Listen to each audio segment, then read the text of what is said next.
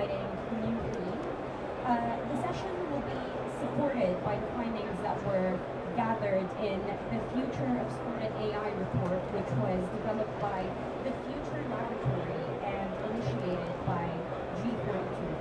So, we're going to be discussing the impact of AI in sports and the landscape of sports, but we're going to be focusing on 5 key areas, which are strategy and tactics, talent, engagement, market performance, and design.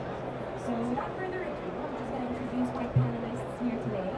We have Kipman, who is founder and CEO of Analog.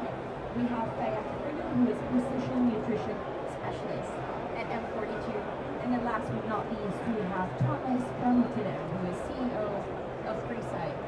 I'm just going to start by referencing the report that was launched today. So we also have a QR code on the screen for those of you who are interested in taking a look at the report, as the session happens or once it's over. Thomas, I want to start with you, and I want to reference something that you contributed to the report. And it's the notion of the human narrative, which is the idea that sports, while enhanced by artificial intelligence, is still driven by the unpredictability of human nature. So as someone who leads a company that specializes in big data analytics, how do you sort of manage between the AI-driven predictions and the unpredictable nature of human beings? It's a big question, right? But if you think about it, what we do outside sports, where we aggregate data and data analytics, is really to get an understanding of patterns, trends, and insights. And what it does is to drive us to make better decisions. Like when you apply that to sports, you can't say the data says that you're going to be a great footballer, and therefore you would be. But what it allows us to do is, if I have 1,000 footballers across a field of selection, I can narrow down to a group of people that would likely be a great footballer, and then you put them on the field.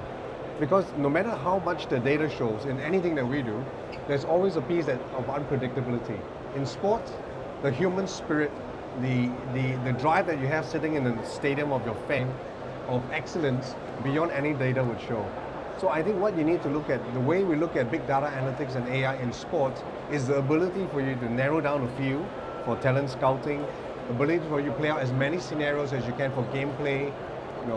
Take that, find the top 3 and apply your experience. The coach applies his tactics, the team members have different personalities, there's nutrition that you consider, rest time, and it's a blend of those 2 that you make those decisions.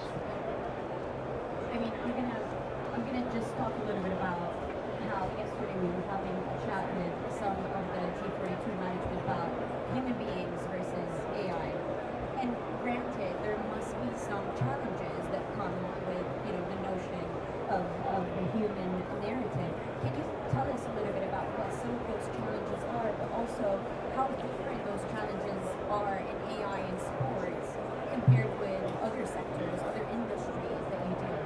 Well, maybe the way to answer that question is, if you're familiar, G42 launched our own, the most advanced Arabic large language model. Right? And one of the things that we look at large language models is, why do we do one in Arabic? It's because we want the culture and the biasness to be tuned to the Arabic culture. That's the first thing you look at. All analytics tends to have some biasness depending on where you look at it. Right? And to really bridge the 2 is to be able to understand the biasness in it and be able to apply it. So the narrative is this: if you look at the data and it puts you in a certain direction, you still need to apply a human-centric understanding of whether you would accept that recommendation or not. What the tools and AI can give you today is the ability to understand and aggregate even more information so that you can prove to yourself whether my collective intelligence with the AI is going to lead me to a better path and to the right decisions. Alex, I want to move on a bit to you. In your work with mixed reality, I mean, your work has already sort of revolutionized how we interact with technology. So the question for you is, how do you think AI and immersive technologies, like augmented reality, for example, can maintain the spontaneity that fans really enjoy about sports? Well, first of all, thank you for having me. I'm excited to be here with you, with the amazing panelists, and with each of you. I think ultimately, if you think about technology, there's a lot of inherent dogma in it today, where you think about technology primarily as a single person who uses a single experience in a single device, right? We'll use the prop here on stage. I'm Alex Kipman. This is my personal computing device, and I'm using my experience here for, say, Formula One. When you think about, contradictorily, what sports are about, particularly from a fan engagement perspective, they're about a social experience. They're not a personal experience. You know, the sport itself is just a lubricant for what's inherently a social experience. When you think about the athletes, it doesn't matter if it's team sports or if it's individual sports. In all cases, there's a team of people involved that need to collaborate to achieve a goal. So in both cases, you're not in this dogma of personal computing. You're actually in a collaborative environment. And this is why technology, to some extent, hasn't been, great at allowing for more immersive fan engagement, and it hasn't been great for participating in the locker room, in the pep talk before the actual game. Insert this new branch of technology with artificial intelligence, with mixed reality. All of a sudden, content is no longer stuck to your phones, to your personal computing devices. Content is actually pinned. The technologies, they are just as a lubricant for that social experiences. At the same time, for the teams that are in the locker rooms, that are planning the experiences, again, it's about the huddle, it's about the teamness, it's about the collaboration, where once again, technology will just disappear, take a back seat, and with all of this AI and data over the real world, allow for the physicality of the person-to-person, experience. I mean, look at what we're doing here now, all of us, right? We're a set of people sitting here in a physical location, having a collaboration, a conversation that's ultimately, in my mind, what makes us inherently human. So you're saying that AI can still provide a meaningful encounter to fans. It just supports the fan engagement. It just supports the sport itself. Yeah, what I'm saying really is think less about technology being behind the screens and being something that you look down to participate in, and think more about human-to-human conversations where technology is pervasive and around you, and it aids in what could be either a collaborative or a very social experience, which is ultimately what sports is about. One thing in the report that really caught my attention is something that we cover extensively, but it's also something that has been overlooked for decades, and that's democratizing scouting of talent. And so, Thomas, just knowing to you about the process of democratizing talent discovery, which means essentially making it possible to scout underprivileged, underdiscovered talent in areas that we previously did not look at. So the question is, how do you think this democratization of talent is impacting the sports ecosystem globally? I think the way you look at it, and I want to build on what Alex has said. So two things. Today in the world, we say privilege brings you the ability to be selected often into the speed, into the leagues and where you make the big bucks. In India, I spoke with a cricket team, they had a huge group of people, but they had one analyst on each team. We supported the cricket team players, and they said that there's only one guy that will look at all the selection and will pick somebody. Now, if you take away that constraint and you allow for a set of data to come in, for you to look at patterns of someone who make a good cricketer, and then you bring in the augmented reality where you bring the sport into a world where even more people can participate because they have computer vision, they can look at some of the work they're doing. If you can bring the two together, you'll be able to bridge between those who are privileged to attend auditions and shootouts and the people who are not privileged in a way that you can see more. We're familiar with the movie Nismo, and it's about how a PS5 game of Gran Turismo selected a rally player out of it. I think what Alex is doing now with the whole fan engagement in virtual reality will give us that. Intel, in this year's Olympics, created a program to find footballers in Kenya. And what they did was that they set up a computer vision lab, and they went through the villages of Kenya to find people who could kick the ball harder, could move at a certain speed, and using the metrics to uncover there's some potential. Marathon runners in future could run in a virtual world and run with 1 million people, and you might find your next world marathon runner virtually and send some resources to him to bring him to the real world of sport. So I think AI and analytics in this world will actually even out the inequality where opportunity to be a sportsman may not be available to many.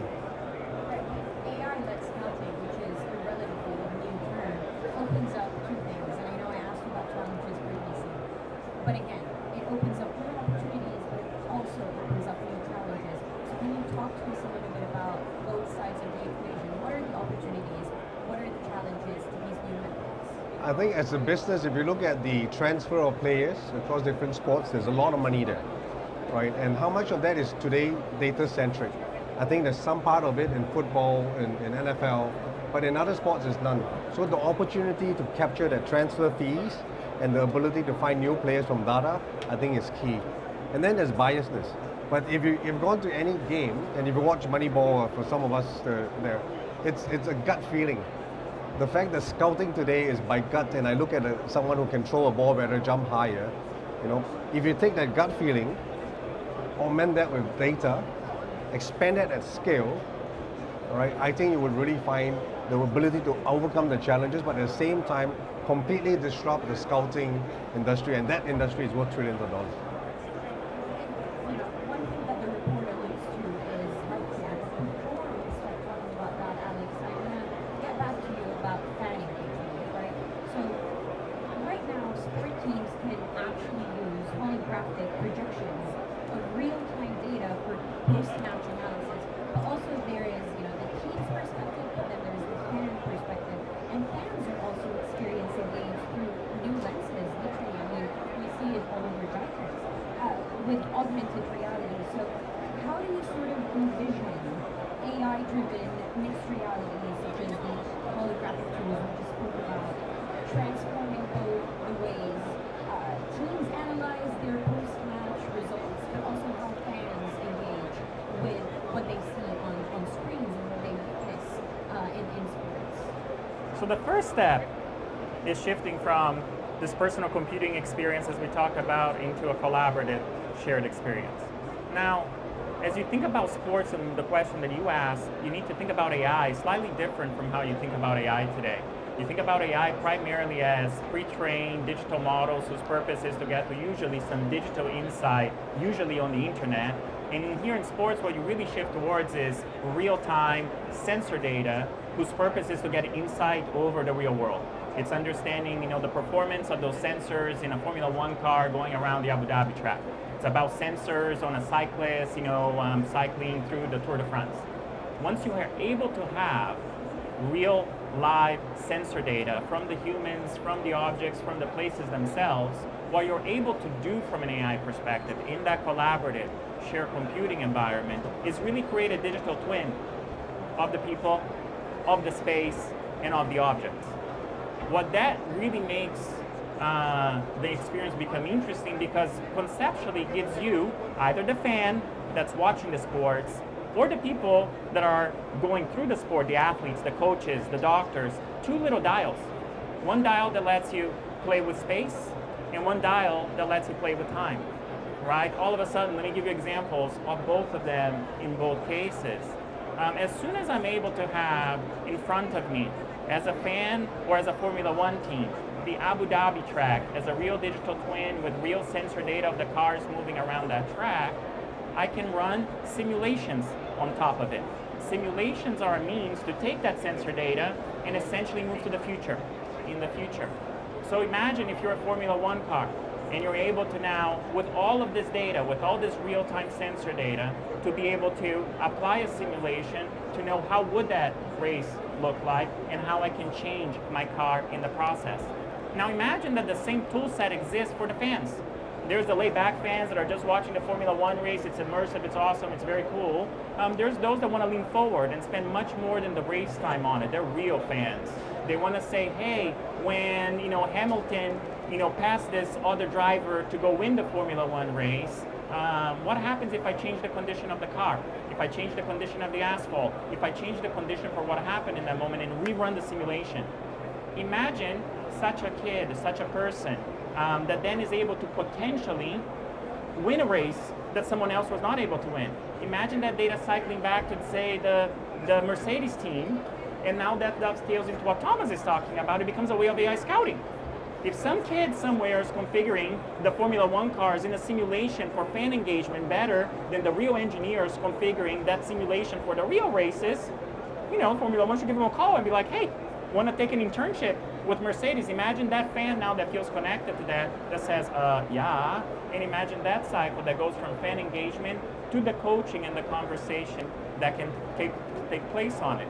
Right? So again, to just summarize, if you start thinking about collaborative experiences over the real world and you add to it AI that has to do with real-time sensor data, who's trying to understand the physical essence of our analog world, it gives people from coaches to teams to fan engagement the ability to displace both space and time, and in so doing, have more fun and win more of their activities.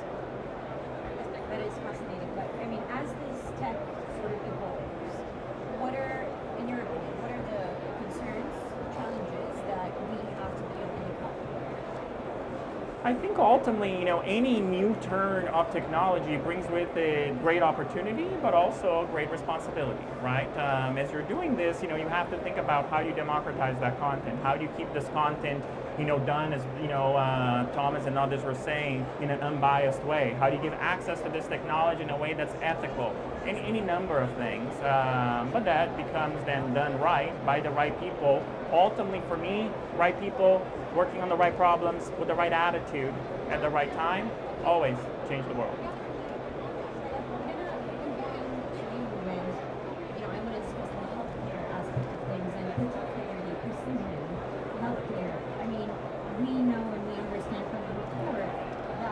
AI-driven health monitoring is enabling athletes to optimize their performance, but also enhance their longevity. And so, how do you think is AI being used to help those athletes interpret and apply the data that we collect from these health monitoring devices? Thanks, Abeer.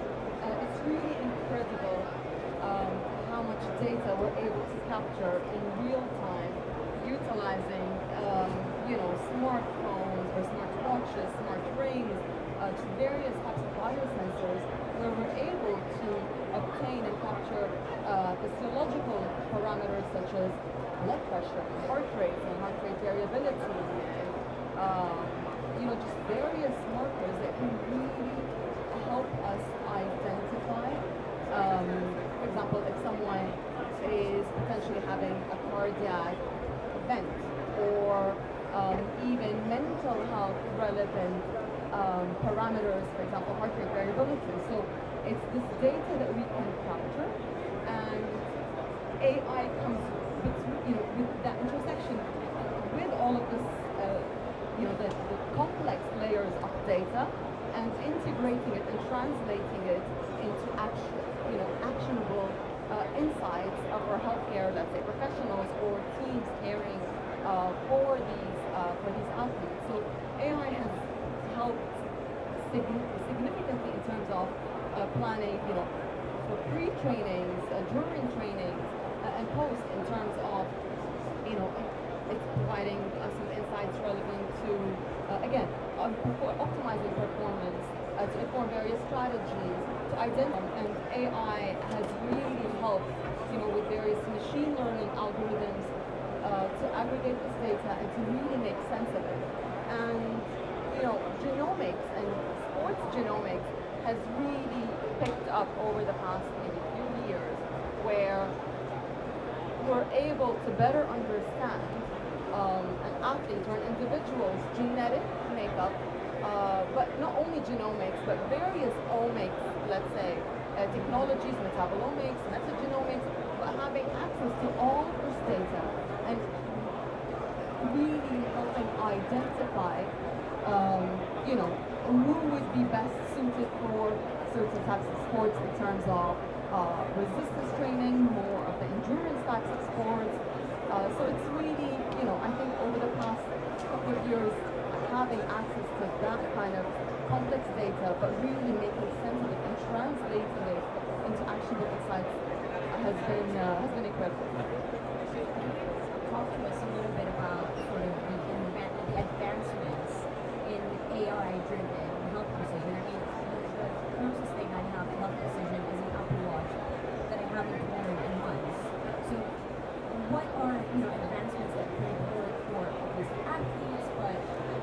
regular people who are, interested in doing sports and wanting to know what precision healthcare to follow? Yeah, ultimately, we do want to move away from that one-size-fits-all approach and personalize healthcare and approach healthcare from a preventative standpoint. So ultimately, the more data you have relevant to anybody, including athletes, you can really personalize their training programs, their nutrition protocols, coaching.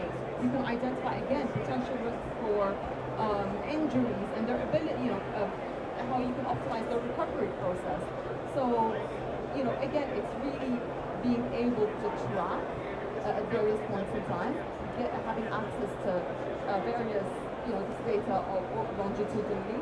But again, I emphasize, genomics because there has been such a deeper understanding in terms of how we can utilize genomics in the field of sports. And we know that, for example, 60 to 70% of genetic variations, for example, in muscular or genes account for 60 to 70% variations in terms of muscular strength, and even up to 90% in terms of variations in anaerobic power. So, genes it's extremely important to understand a person's genetic makeup, but just as equally important is epigenetics and the fact that these genes are what we call polygenic, the fact that our environment dictates these genes. But looking at other omics, proteomics, identifying certain proteins, metabolomics, when certain types of sports and high intensity exercise can lead to, for example, increased metabolites in terms of fatty acid metabolism. So it's really these pinpoints or accumulation of data. Gut microbiome and metagenomics is a big thing as well, because we know that individuals who are athletes versus non-athletes do have a difference in their gut microbiome, and if you're able to modulate their microbiome, the research shows that you can actually potentially improve their performance or improve their recovery rates as well. So we're able to identify precision probiotics in this kind of data, utilizing artificial intelligence to really make sense of it, and then translating it into clinical settings is really what's going to help these athletes and ultimately, of course, their teams as well. So, a question for both of you and Alex is very relevant in the sports world, which is the longevity of athletes. So, how do you think AI-driven technologies are going to help with the health, but also recovery? And you alluded to that as well. But how do you think it is, AI going to impact the health, recovery of athletes, but also extend their careers? Alex, maybe starting with you. I think so much of what we talk about so far in AI has to do with what I'll call AI IQ, the intelligence quotient of this big data problem that we're looking at. I think also so much of sports and having good successful careers goes with the EQ side of it and the emotional quotient of what it actually takes to be a high-performing athlete. If you take, say, for example, a new athlete, young in career, perhaps, first Olympics or something like that, the psychological impact to that, human, with example, something like cyberbullying, and people telling you beforehand, if you do well tomorrow, something may happen to your family, and how that, for as much as they train, can, affect your psyche. Or even, in the most professional cases, someone that had a fight with their girlfriend or their wife before the big game.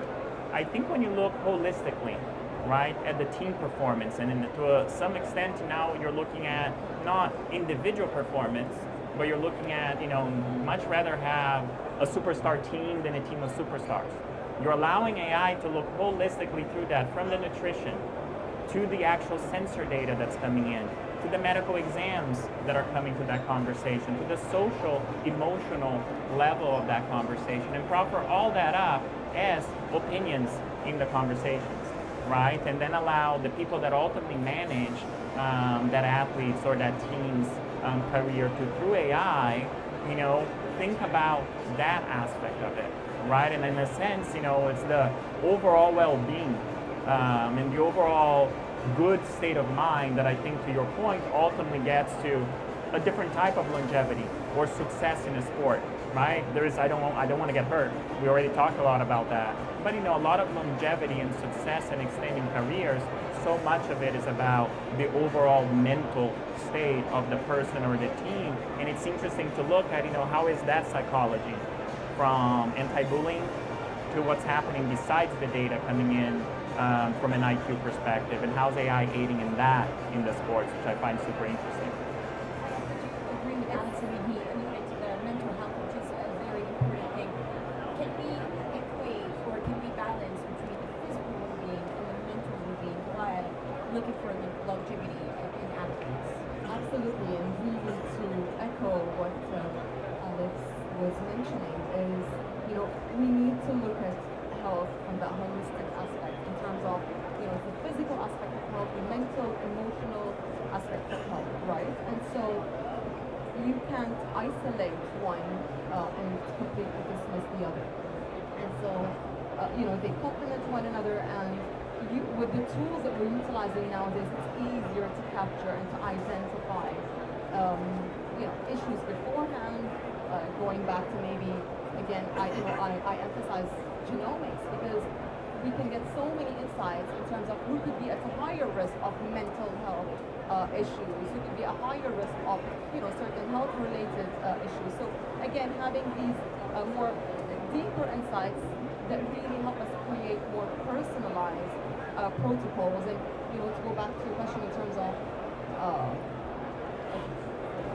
risk of injury, I believe it's really we're utilizing AI to help detect, screen, in a more timely fashion, potential risk of injuries in a more timely fashion and more accurately in a more cost-effective way. And then, even those who require physiotherapy, surgery, AI is also helping optimize these tools, let's say, as well. So it's, I really echo what Alex is saying, that we really need to look at it from a whole health perspective, from a holistic perspective, in terms of optimizing health and well-being and longevity. So we're a little short on time, so I just have one question, and in 1 minute or less for each of you, starting with you, Thomas. Over the next 5-10 years, over the, I want to say 5 to 10 is a good medium term, what do you think are the most exciting growth opportunities in AI and its impact in sports? I think broadly in the next 5 years, AI and all the analytics is going to bring the inequality closer. Right? You're going to have advanced teams that have access to AI, and you're going to have sports that are not so advanced, have access to affordable AI that's accessible, that's ethical. And in the breadth of that, you're going to make sports more inclusive. But sports is the binding fabric and binding thread across many societies. You're going to bring a lot more athletes to the sports. You're going to find better sportsmen. In return, you're going to get better performance, better matches, which will lead to better fan engagement. And overall, making all of this accessible, it doesn't matter if you were Man City or you were the Knight Riders in India or a soccer team in Kenya that's trying to come together. I think AI and analytics and access of technology is going to bring this closer. So this is what I want to see in 5 years. And I think with that, you balloon multiple stuff. Scouting will be better, fan engagement will be better, viewership for live sports will increase, so media revenue will just go up. So I think it's something that will bring everything together.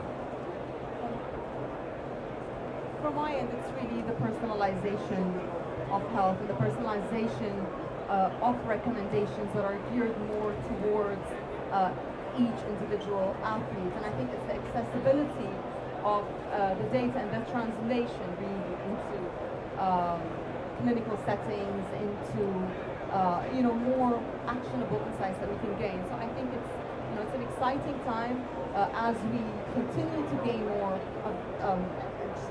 personalized insights that will help plan future steps towards optimizing health and well-being for the athletes. Alex, with you.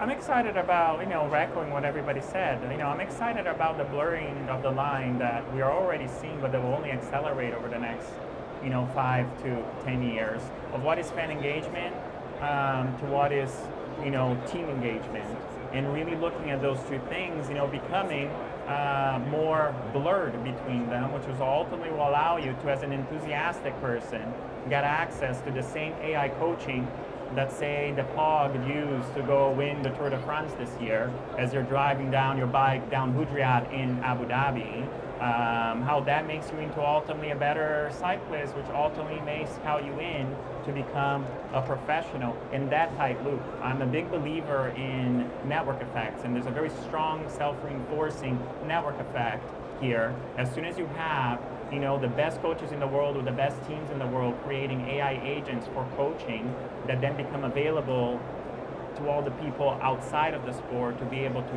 use them, you're making that become better fan engagement and ultimately getting some amount of those people to be discovered and scouted, which feeds back into the conversation.